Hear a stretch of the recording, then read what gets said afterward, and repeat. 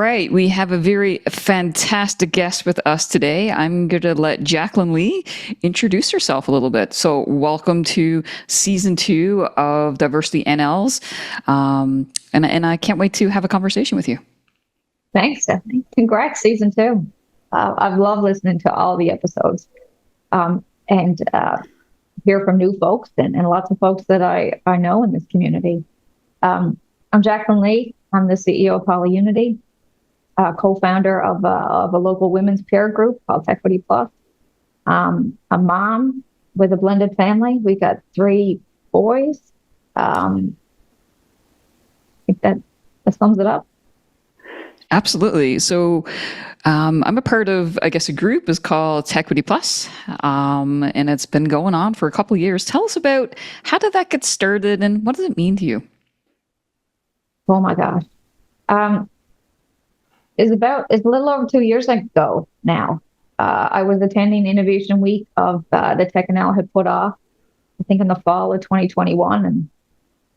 And you were starting to see more discussions of gender topics and DEI topics, and just some of the stats that they were sharing, that it was going to take upwards of 100 years to reach gender parity and all of the pay discrepancies. And it was frustrating year after year to hear these same conversations and even seeing the progress slipping, not even getting better. I had lots of amazing conversations one-on-one with folks like you or others.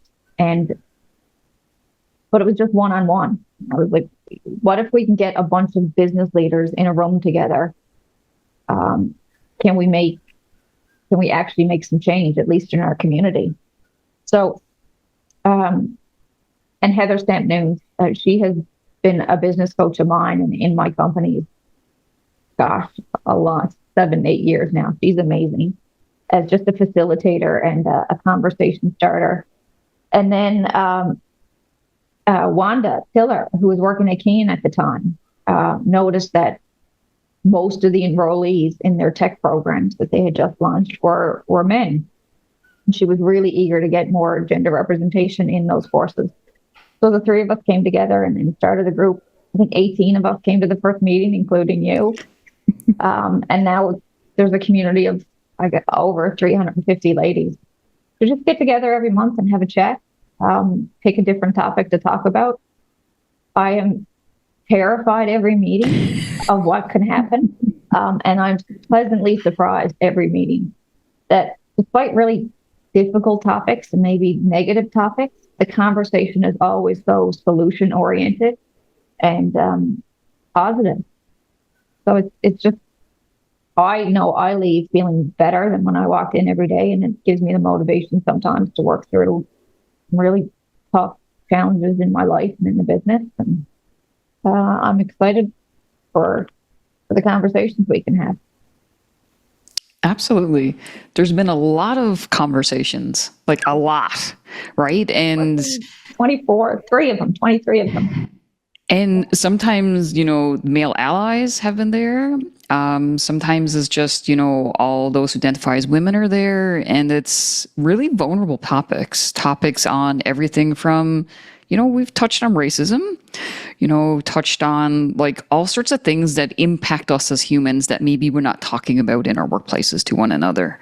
So what does it mean to you having this group? What have you heard from others about this group? I've heard incredible feedback that it was in the darkest moments of folks' lives that they've depended on this group for community, for connection, and for support.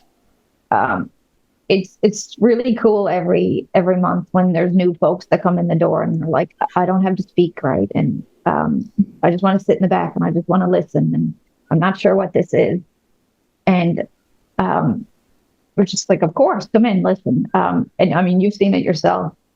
They often like reach for the mic and they want to share something. So for folks to feel that safe, and sometimes the group can be fairly large, for them to feel that safe in a room of friends and strangers, to have something to say, it's just, I get chills. It's so moving.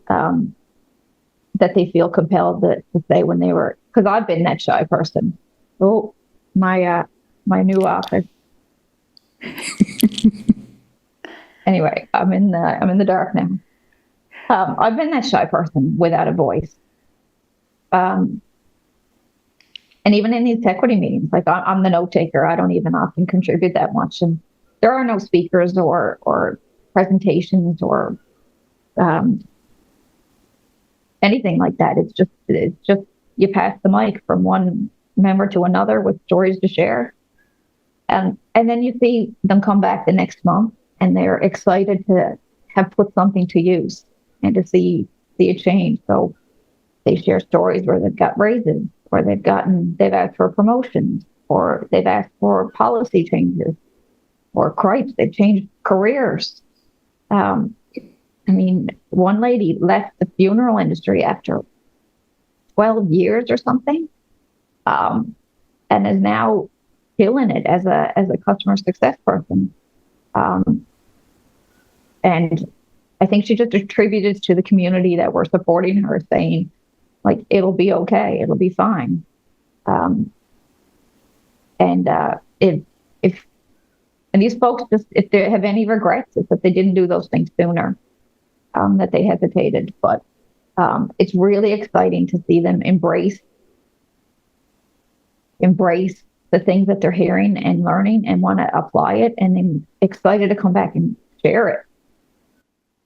Absolutely. So to me, it's community supporting community, if that makes sense. Like, so we're all in this business community together, and how do we support one another in the different barriers or the different things we're coming up against, right? So it's because I think we are all going through situations. Some are similar, some are quite different than others. And how do you provide that support? And I think, to me, when I go, it's providing support or just listening and being, and not always talking, because when you make your career out of talking, sometimes you just want to be, right? You just want to kind of be in a space that's supportive and just hearing others, right? Just that listening role. Like you, I am an introvert, which not everyone knows that. We're more introverted, more kind of reserved, but we play a role, right, at these of, events and things that we go to, of how do we support community. And I think that's what Tequity does. It's supporting community. And it's really showing us who show up, anyone who shows up, of how do we provide that support to one another and play different roles. Yeah, absolutely. It's fascinating. And I just love I'm always surprised at how surprised I can be. Even the one meeting where we, about hiring practices and, how women sometimes hesitate when they don't have all of the requirements or qualifications in a job ad. But the conversation went so much beyond that. It was like they hesitate to apply when they've done the research on the company and they look at the board of directors or the leadership and org chart, and there's a lot of female representation in the company. So if it doesn't look like a place that they could be safe or thriving, they'll hesitate to apply. And then if they do accept a role and they get in there and it's not what they thought, or there's no room for advancement, or it's just not a place that they will thrive, they won't speak up. And I'm speaking in generalities here, but they don't speak up, they just leave. And then folks are looking around saying, why aren't our DEI practices working, and why are our metrics that we're tracking failing? And it's just because they won't share that stuff sometimes. And cripes, Newfoundland is so small and tiny. We've got to help the companies that need our support with improving their DEI. We've sort of got to wrap our arms around them and help give them that support so that these companies will thrive and get better and be those places where they'll have a diverse workforce. So, I mean, going into that conversation to what it turned out to be, just blew my mind. It's really cool how deep these things can go sometimes. Absolutely. So you just hit on, I guess, my favorite topic is DEI, right? Looking at DEI Hey, Dan, you're welcome to join us in our conversation. Dan's amazing, right? So looking at DEI and what that can look like for us, and so when we go to PolyUnity, I mean, you're really like when people ask us, like ask me, is like, who in the tech community is doing it right? I always say PolyUnity because Thanks. I think that you're very intentional as a group on hiring practices, on policies, on we're not always going to do things perfect in organizations, but trying to do things right and moving yourselves ahead. Talk a little bit about that, because it is about being intentional. Absolutely. And it's lots and lots of little things consistently. And it's a learning journey that started a long time ago, and it's never going to stop. So like we brought you and your company in, for example, and we did, you helped us with creating some policies and some frameworks, and you taught us as the executive team, and then you taught all of our staff different topics. And we had some of the most engaged sessions I've ever seen from our group. And I don't think you ever ran a session with us that didn't go way over. We just talked and wanted to share stories and shared experiences, and it was really cool to see how engaged our folks were with wanting to create and foster that culture. I mean, I am so proud of what we've created here, but we were able to do it from the ground up. Like, we created it, and now we just have to fight to foster it and keep it improving. So I don't envy large companies that have to undo so many things before they can recreate it. It's got to be extraordinarily hard. But I mean, some of the things we do here, we have a ally Slack channel that's super active that folks share resources on. We've got a fair amount of, we've got a pretty diverse staff, and folks from India and Bangladesh and Lebanon, and we welcome them to share things about their own cultures, and so we're constantly learning about that. It's embedded in our values. We had a values committee that was formed that I wasn't in. So, but what they did and what they accomplished and how what they came up with spoke and resonated with everybody. So proud of them. We got pride flags displayed everywhere and swag that we wear, and not to just show off corporately that that's important to us, but I think it's important for other folks to see, so that they know that it's a safe space that they're walking into. If they identify with different groups, we definitely encourage lots and lots of community engagement. Always in schools, presenting to young classrooms, and I think the younger the better. We've seen in our research that girls opt out so early of a lot of the STEM fields, like even by grade 6 often. And so much of the time and energy and resources into getting folks interested in STEM comes later on in high school. So I love going into those early classrooms and engaging with the youth. What else? Internships. I added it up, and this term now we've had 50 internships in 3 years. Oh, wow. And that's big. Enormous, right? Yeah. And we've hired a bunch of them. They've come back for multiple work terms, or they've gone out and had other experiences. And like Daniel, we just hired, he did 2 work terms with us. Rachel, Freya is now graduating with her MBA tomorrow. So, and these folks are all, and that's how internships are supposed to work, right? Or that's the best case scenario, where they have these great experiences in your company, and then you hire them full time. And that's the one thing I advocate for in this province. The student funding does not always extend to newcomers, and that just sucks. It's not fair. So that's something I try to advocate for a long time. And then career progression framework. Nicole just finished that huge body of work, went out and took best practices from all kinds of different companies and industries, and put together this incredible career progression framework. So folks starting day one can understand what a career with us looks like from start to finish. And it's certainly trying to remove all of the gender biases that might exist.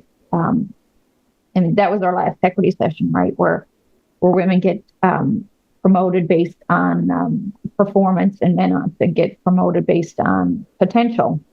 So Right. that's something we're trying to intervene early and stop. Your That's just a Moosehide few of the things. and your Moosehide campaign, which is near and dear to your heart. Tell us a little bit about that. And I don't have mine on today, but certainly anytime I leave the house to do a speaking engagement, because of you, I learned about this campaign. Tell us a little bit about it. Yeah, with your help, I think we've given out over 5,000 of them now. And it's really cool to see that when I show up in different places, they're like, it's just so pervasive. Like it's catching on. Whatever we've done, I think, and helped in that, but it's definitely catching on. So I'm the mom of a Inuit child. I adopted him at birth from Nunavut. And I certainly am a very privileged white person. So would this have been so important to me if I wasn't so suddenly involved in all of that and have an Inuit son and realize the challenges he's going to face that I can't even begin to understand, and the challenges his birth family still faces in none of it.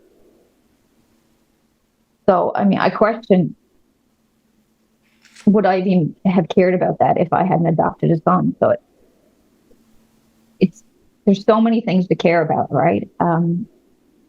But I'm thankful that I'm getting informed about that and understanding the challenges that our Indigenous folks face in this country still and how they persist. So this is a wonderful organization. It's called the Moosehide Campaign. I think it was started several years ago when we realized how many murdered Indigenous women and kids there are in this country and how the violence disproportionately affects Indigenous folks. But this organization is set up to give good role models to young men and boys. So we sort of try to stop and intervene in that cycle of violence. So I really appreciate that it's focused on changing, on change and an impact and interrupting the cycle instead of on the victims of it. That sort of really resonates with me. And I certainly am raising sons at this point that I want them to understand and be allies for this issue. I think they've given out close to 5 million of these things now. And then you helped me. We did a community walk in May on their annual Moosehide Campaign Day. But anyway, we're supposed to wear this pin and it's supposed to help generate conversation. And it does. It does. People ask what it is and they get an opportunity and chance to explain it. But racism still persists so much in this province. And I mean, even 10 years ago, I would have said, well, it's an innocent type of racism, or it's uninformed, or it's, I couldn't be more wrong. So now digging into it and learning about it and witnessing and hearing folks share some of their incredible stories, racism is very real and alive. When folks hear that I've adopted an Inuit son, like some of the first comments I hear are like, "Oh, he's so lucky," and I mean, it's said in innocence, but it's so wrong and so backwards, right? Yeah, because we're the ones that are blessed, right? When it comes to it, it's the misunderstanding of, well, a white family taking an Indigenous person. No, that's not, yes, it's what happened, but you're blessed to have his love, to have that family support. Cause I see your pictures and I see, the connections that you have with the mom and, being a piece of that family and making sure he's connected with culture. So yeah. And I think that we don't always, it's our words that matter and is the impact of those words. And it's massive. We don't always see that language matters and the impact that it has. So people say that meaning well, but not really knowing how much that's ripping away at Indigenous culture and how backwards of a comment and demeaning that comment is. I'm so conflicted. Like, Nate is my son. I cannot imagine life without him, but I'm taking advantage of the situation. Like, if my birth family was not so, if they could have provided for him and given him great nutrition and great education, and I'm taking advantage of the fact that my birth family's struggle is so hard and so real. And she was so brave to make that sacrifice. But again, if they were better supported and didn't have these incredible challenges that we don't face, we just take for granted, I wouldn't have a son. So it's so conflicting, right? So that comes with not a guilt, but it comes with a responsibility that I have to wear this pin and I have to learn about the challenges and I have to do what I can and use my influence. Because we didn't choose where we were born, to what parents and what community. We could have easily been have a completely different story.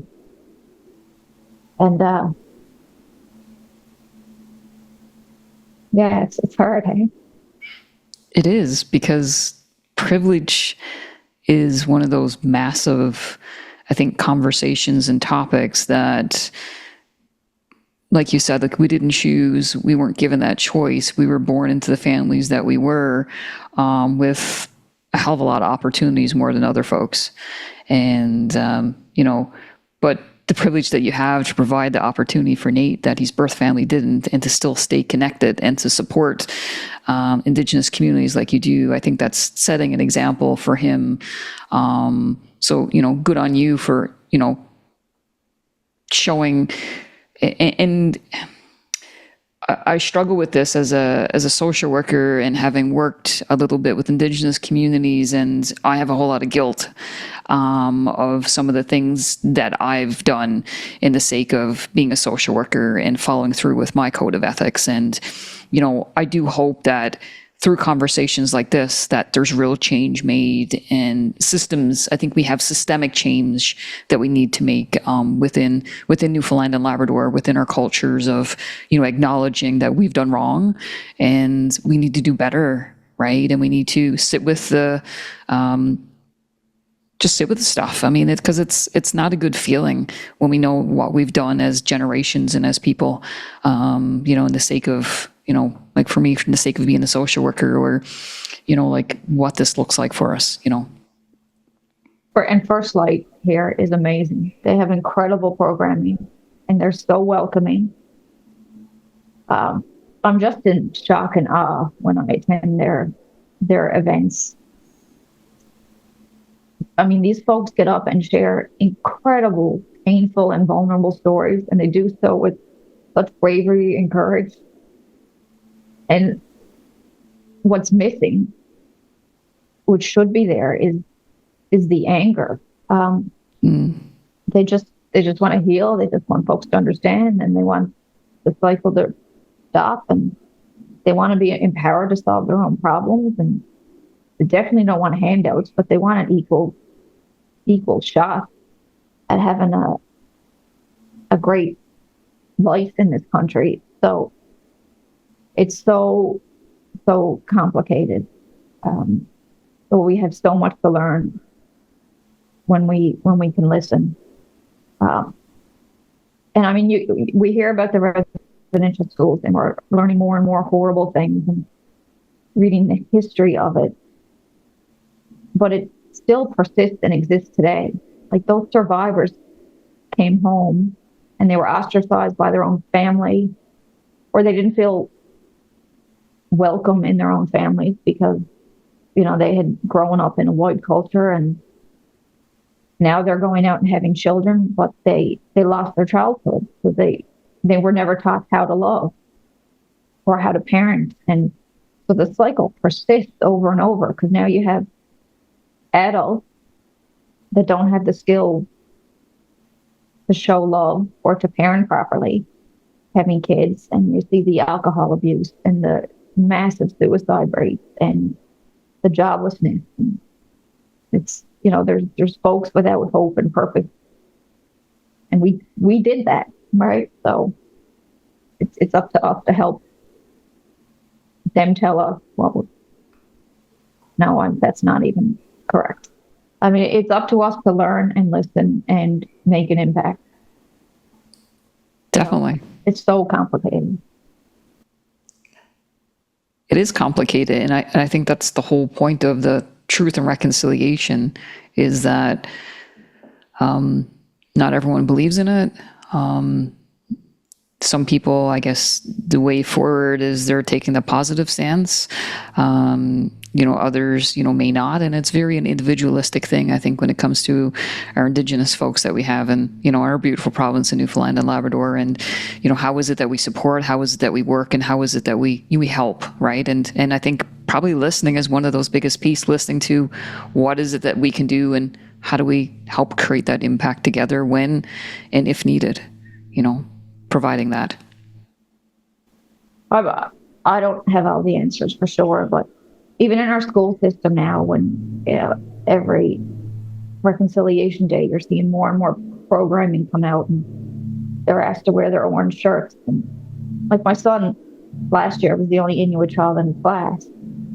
He didn't want to wear the orange shirt. And then I was like trying to ask the teacher, they're 8 and 9 years old. Like, how are you explaining this? What are you sharing? Mm-hmm. How does my son feel when you're sharing this? Or are they,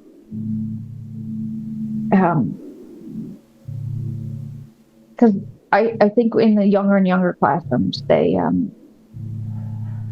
filter a lot of the information, or it's they're doing coloring sheets. Then they're not completely honest. But this is a hard day with lots of tough things to learn, and so I don't envy any of those folks trying to figure out what to share with our children and how to make sure every person in that classroom is not feeling isolated or targeted. Or it's tough. It is, and we didn't grow up really knowing the correct history or knowing the history period. So when all of this information came out about residential schools, it's just like, wow, I'm so uninformed and not educated. And I thought I was, right? Like, you get your degrees and you get your education, but we're not educated in these things. And it's up to us, I think, a takeaway to become educated, to get to learn about our history. And this is it's one of the books that I'm trying to get through. And it's tough, right? The Long Journey, Residential Schools in Newfoundland and Labrador. It's grueling. I think we should all read it, but it's grueling and it's tough to see and to read about your own history of your own peoples, in your own province. Yeah. I heard Andrea speak when she first published that book. She's amazing. She's done so much work and research and spent time in the communities, taking a record of folk stories. I mean, some of these elders are passing away, and we've got to document what they know, what happened to them, what happened to their parents and their families, and we're losing some of it. But she's done an incredible job. It's a hard one to get through. Yeah, it is a hard one to get through. Not without some tears and some. Just kind of some questions of like, how did this happen? Like, I don't like, yeah, certainly. But I think we need to kind of dig in and get to know our history, just kind of get to connect with our communities. Like you said, First Light, Habu First Nation, we have so many different folks that we can connect with, Chief Jenny Brake, fantastic advocate for community and wonderful person. So just getting to know how we can, be that change and how we can connect with our communities and support communities. If we'll end on this segment here, and if folks want to connect in with you, how can they reach out to you? Oh gosh, if I have any social media problems, it's LinkedIn. So I'm on LinkedIn a lot. That's sort of where I mean, super shy and introverted, like you said, you struggle with as well. But sort of on LinkedIn, I sort of have found a voice. That's probably the easiest way. But yeah, I'm pretty accessible and reachable. Fantastic. Thanks for being here. Of course. It's been a pleasure. Thank you, Stephanie.